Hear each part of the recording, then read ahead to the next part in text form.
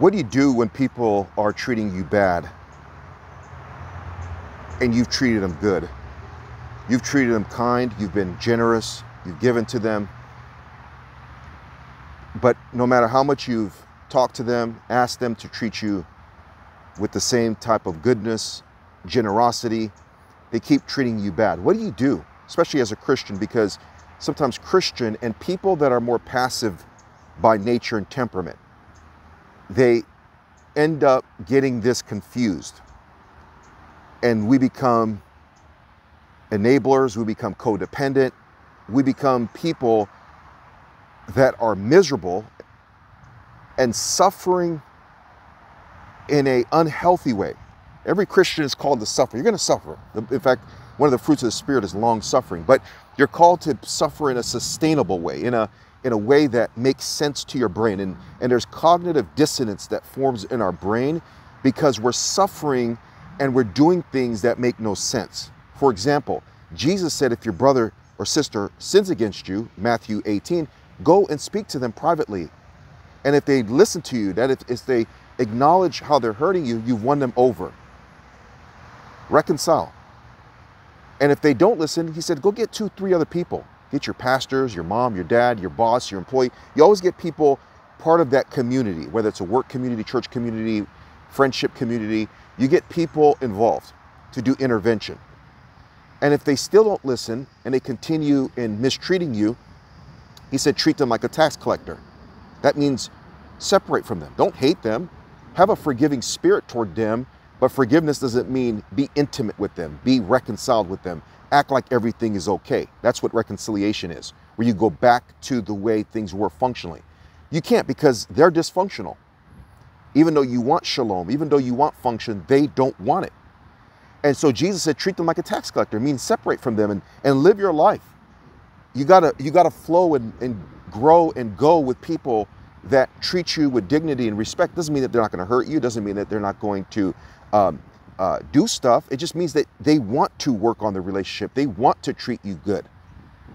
They want to hear your heart because they care about you and the relationship. When you're dealing with someone who doesn't care because of whatever reason, you have to treat them like a tax collector. Well, Jesus is not teaching passive reliance, passive intervention. You just keep trying to save them.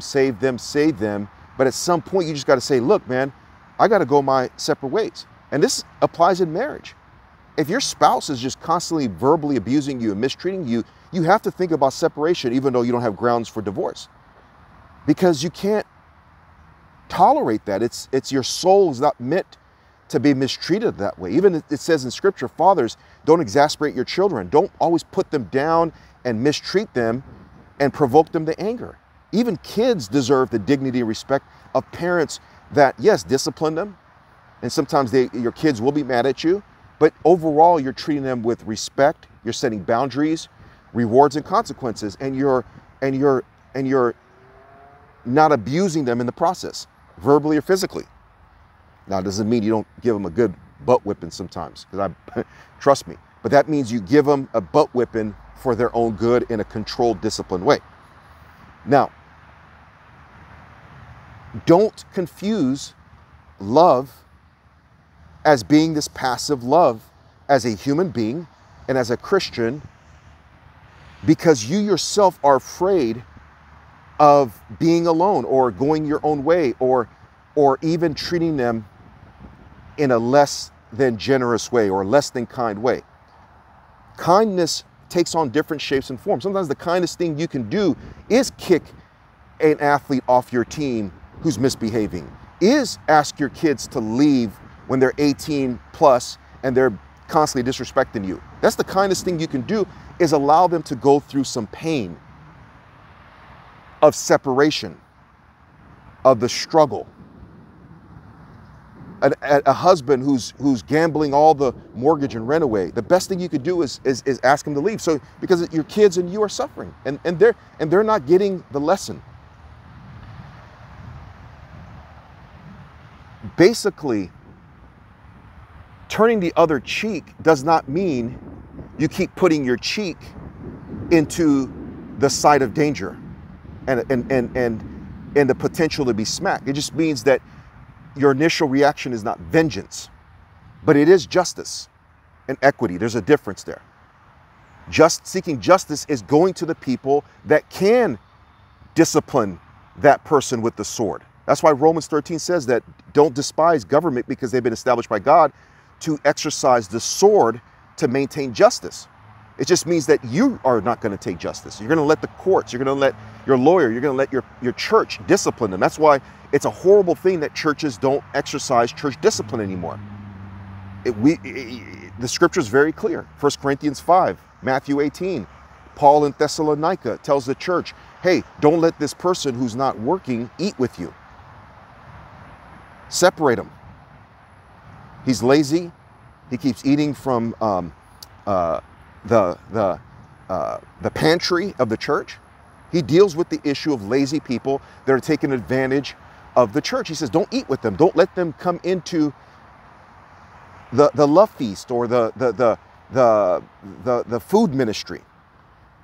Why? Because biblical love or healthy human love is not passive, and it doesn't just keep showing the same type of kindness to someone who's not being kind to you. If you're a businessman and your customer doesn't want to pay you and you did all the work, you got to sue them. You got to get lawyers. You got to take them to court. It's not unchristian. The Bible does warn about just taking people to court and not trying to settle. Jesus talked about that in Matthew 5 in the Sermon on the Mount. He says, try to settle matters quickly. But it also says in other passages and stories, the widow who sought justice by going to an unjust judge, and she kept going every day. And finally, the judge gave her justice. And there's other scriptures that talk about the courts. In Deuteronomy, it talks about the courts and legal processes and lawsuits. You can't take scriptures that deal with kindness and settlement and being sometimes gentle and passive to the extreme.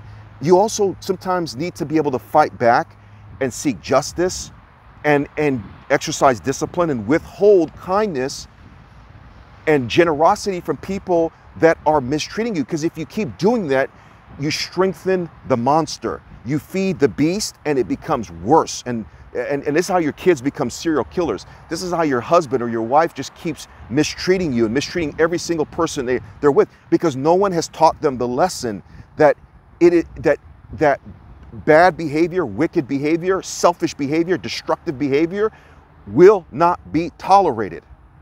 And that applies to politicians. That applies to people. Now, again, we're all sinners, but I'm talking about someone who is habitually, chronically evil and is hurting people, stealing from people, cheating on people, lying to people, defrauding people, and doing it intentionally, knowingly, and maliciously. People need to understand, as a human being, especially as a Judeo-Christian, as a Jew or even a Muslim, people of the book or books rooted in the Abrahamic faith, need to understand there is a line that you cannot keep crossing, and you call it love. And that is, you keep treating an evil person, a hurtful person, with kindness, and therefore you don't bring about change, you don't bring about transformation, you don't follow Jesus's procedural process of how to deal with people that are evil and hurting people, and therefore you end up suffering in an unhealthy way forever and ever and ever. So again, listen to what I'm saying, folks.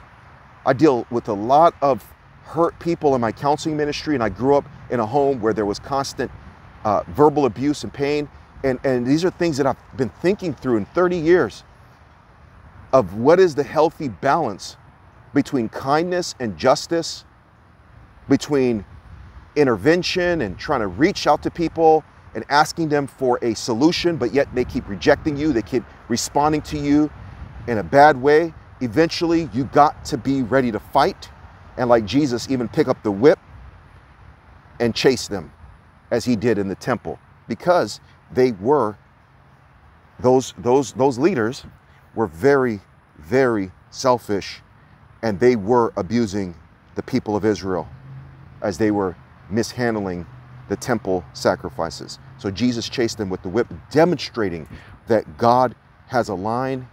He's slow to anger, but he does put a line, and he does put the whip on people.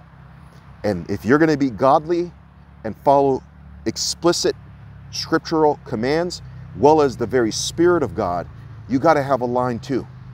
Even as you try to intervene, even as you try to seek help and counseling, go to HR, talk to the person who defrauded you, try to get them to come to terms, settle out of court, but eventually you got to be willing to fight. And fighting is not an evil word. It's not unchristian and it's not unhuman. There are seasons of fighting. You fight with civility, you fight with dignity, and you fight for your own respect. Okay? So this is my encouragement to you. Please listen to it, take it to heart. Okay? Don't allow yourself to keep being abused and misused.